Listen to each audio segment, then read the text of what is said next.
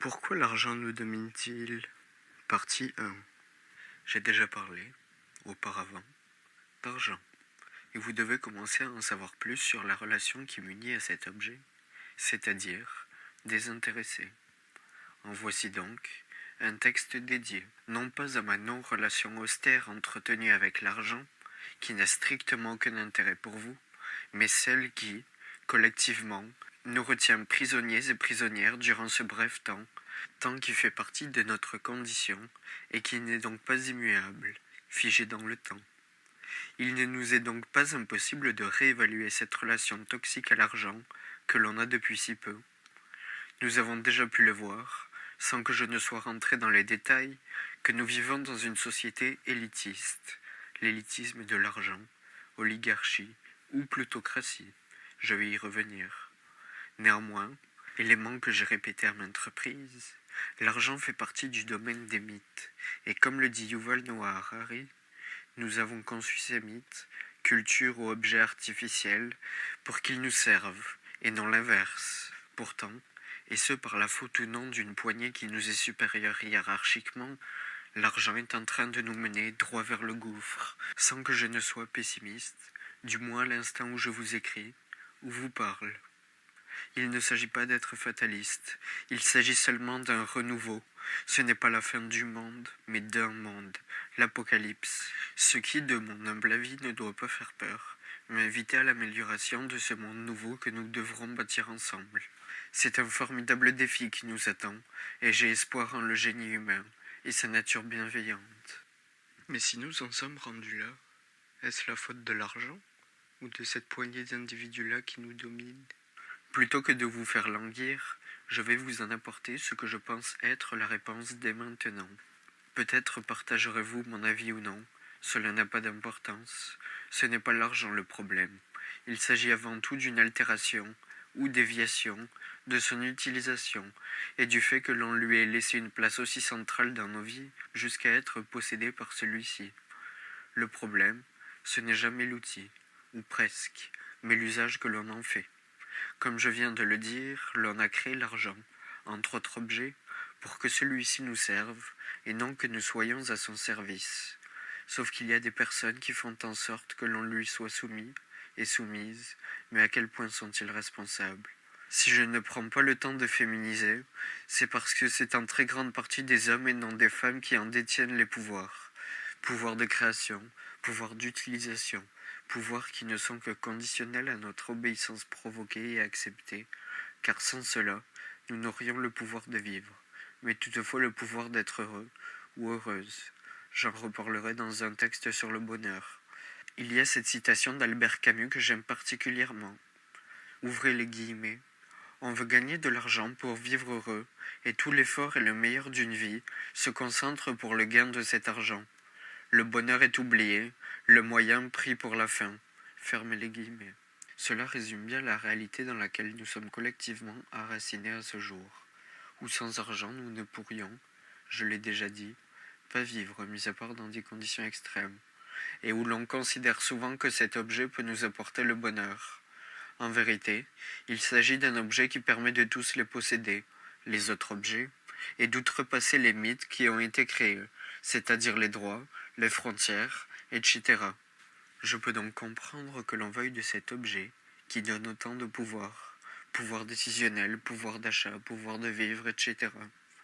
Quant à vouloir du pouvoir, là est une autre question, mais le fait est que l'on doit pouvoir vivre, et ce dignement. Nous avons donc besoin d'argent, sinon nous n'aurions plus ce pouvoir-là, qui est le droit à la vie depuis que l'on s'était fait enlever, notre pouvoir de production d'éléments dont on a besoin pour vivre, et que nous avions délaissé celui-ci au profit des marques, à notre dépens.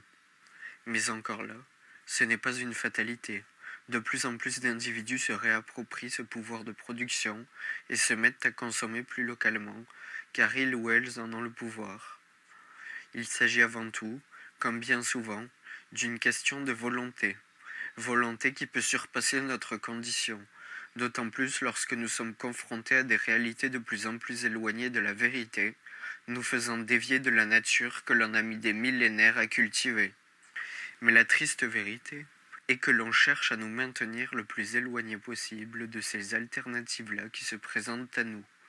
On nous maintient dans la réalité qui est celle du travail, qui apporte la sécurité financière grâce à laquelle on peut continuer à mettre les couverts, lorsque notre deuxième cerveau nous rappelle à l'ordre. Je ne conterai pas l'histoire de l'argent, de sa naissance à sa plus totale effervescence, éphémère par essence, et les différentes formes que celui-ci a connues au cours de notre histoire. Ce n'est pas une étude d'ordre anthropologique qui m'intéresse ici, mais plutôt sociologique, sans que cependant je n'ai nécessairement les compétences pour cela, n'étant reconnu par personne, et ceci pouvant demander des études poussées. Néanmoins, je me lance, restant toujours ouvert à vos critiques. De nos jours, les paradigmes en vigueur ne sont pas capables de permettre une redistribution de la masse financière qui est de plus en plus concentrée entre les mains d'une poignée, qui accroissent les inégalités, étant totalement déconnectés de la réalité physique et n'en ayant le plus vraisemblablement que faire du sort de l'humanité qu'elle a dégradé. La main invisible d'Adam Smith n'est visiblement qu'un mythe auquel il est de plus en plus difficile de nous faire croire désormais. Face à la fracture sociale béante, la grogne sociale s'accentue, et l'élite financière ne pourra en rééchapper, nous ayant que trop longtemps dominés et divisés. Notre nature va reprendre le dessus, j'en ai le sentiment, bien que mes ressentis soient subjectifs et ne portent que peu d'intérêt. J'ai depuis longtemps rêvé de communautés sans monnaie, mais je doute que là puisse s'appliquer à l'échelle de la société, prise dans sa forme la plus globale, à l'échelle macroéconomique. Si le but n'est pas de nous défaire de l'argent, alors nous devrions à tout le moins reconsidérer notre relation à cet objet qui nous a bien involontairement rendus esclaves. Il faudrait à présent que nous réalisions qu'il ne s'agit là que de mythes et que ceux-ci doivent nous servir et non l'inverse, comme j'aime à le rappeler. Mais les hommes, et plus rarement les femmes, possédant des sommes astronomiques de cet objet, en sont aussi esclaves, n'ayant le plus souvent connu autre chose et ayant débarqué à une époque où ce mythe-là était déjà bel et bien implanté. Je ne prends pas le temps de féminiser une nouvelle fois, rajoutant malgré tout plus de caractère que si je ne l'avais fait, sont soumis à cet objet, faible car n'ayant su lui résister, et prétendant qu'une fois que l'on y a touché, c'est impossible de ne pas y résister, comme nous le disait ce cher Philippe Couillard.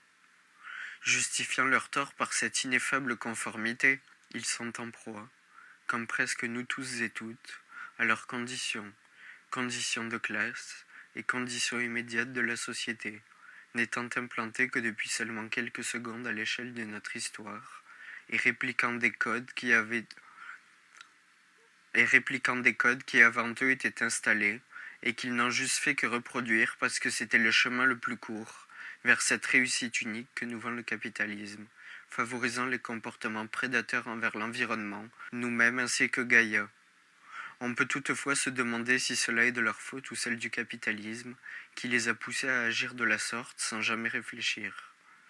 Je ne désire pas désigner des coupables, parce qu'au final, c'est une perte de temps qui nous empêche d'avancer de manière constructive, et qu'ils ne sont même pas coupables la majorité du temps, dominés par l'inconscient, et ce que les mythes prônent, incapables de réfléchir en dehors de la boîte, ou ne le voulant pas.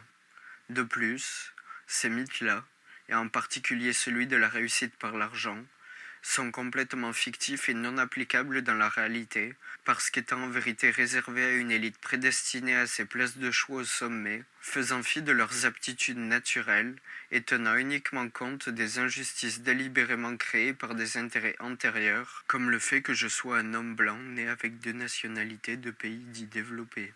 Je n'ai pas choisi ce fait.